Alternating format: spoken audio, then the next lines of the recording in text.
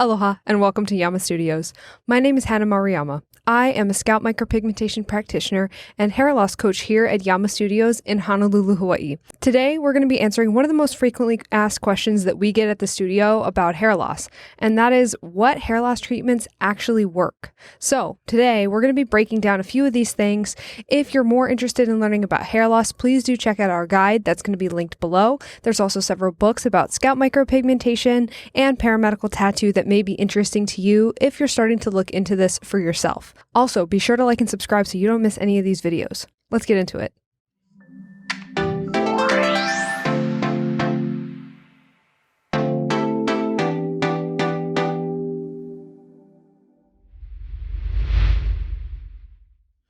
All right, so there's three main things that I tend to recommend to folks as something that I view to be effective per a lot of reading and research that we have done at the studio to be able to give people suggestions so that they can go and look into options for themselves. And those are as follows: PRP, hair transplants, and microneedling. Now, interestingly enough, a lot of these work together. So nowadays, if you get a hair transplant, oftentimes surgeons will actually recommend that you get PRP and microneedling with PRP in order to help the hair transplant succeed. Now, what is PRP, right? So PRP is platelet-rich plasma. Basically what that means is that at a doctor's office or medical spa, they're going to take some of your own blood out of you and put it into a centrifuge and spin it. When they do this, it separates the plasma so that they can actually take this plasma and then put it back into your skin. The reason they do this is that it promotes healing and regrowth. So there's a possibility that you may get some additional hair growth because of how rich this plasma is in platelets. And there you go, PRP. Now, hair transplants are the most obvious one. A hair transplant is the surest fire way to get hair regrowth. The reason that it comes in before hair loss drugs is going to be because hair transplants do not have the side effects that hair loss drugs do, and a hair transplant is much more permanent than hair loss drugs. If you take hair loss drugs, oftentimes you will lose all of the regrowth that you have. But if you get a hair transplant, you will just go straight from not having hair to then having hair that does come from the transplant because they are just moving it from one place to another. Now, while a hair transplant may seem extreme, nowadays they're not as extreme as they used to be, and techniques have evolved. So it's a little bit less invasive than you might think. And if you're really fixed on having your hair back, that's probably your best bet. Now, the last thing is going to be microneedling. Microneedling is a process where they use a small digital machine. It's very similar actually to the machine that we use to do scalp micropigmentation.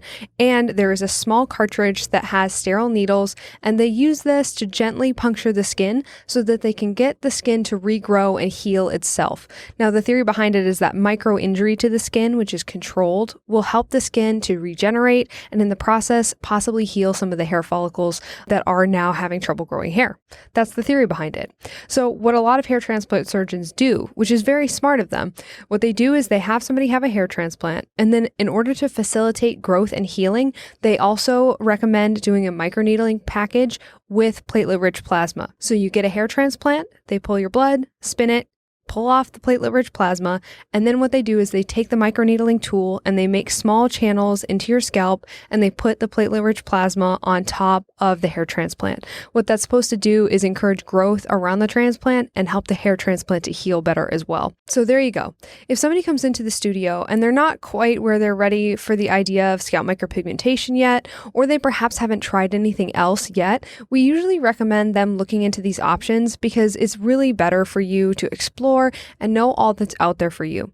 And platelet-rich plasma is one of those procedures that as time has gone on, the more reading I've seen about it and the more I've seen it on clients, the more I believe there is a lot of merit to it. It's something that I would have done on myself and something that I would recommend loved ones do as well. And so PRP is a really good first step if you're having trouble with hair loss, if you want to really be ambitious about it and go for the full healing factor and try to regenerate some of your scalp and some of your hair follicles. I would definitely recommend pairing it with microneedling.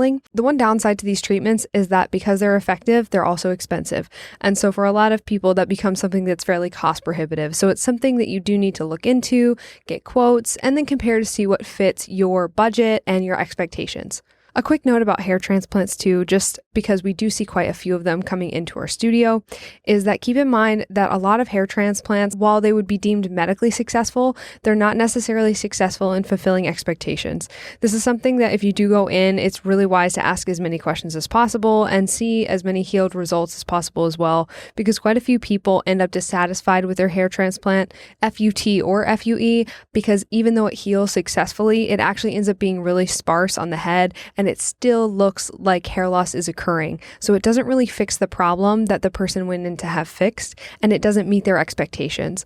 So it's a really good idea to just kind of make sure that you know what it is that you're looking for so that you can ask the best questions of service providers or doctors so they can help you get to where you're trying to go. Alrighty, folks, that is all for today, but thank you so much for watching. Do remember to like and subscribe. And if you have more questions or you're just really lost with all of this hair loss stuff and you want something to refer back to and kind of give you a general guide as to what questions to ask and what things are possibly available to you to start to combat this, please do check out our hair loss guides. They have a lot of really helpful information and they can just equip you as you start this journey and try to figure out what the best solution for you is. Thank you so much again. Like, subscribe, comment if you have questions. We at Yama Studios, thank you so much for watching. Thank you and have a good day.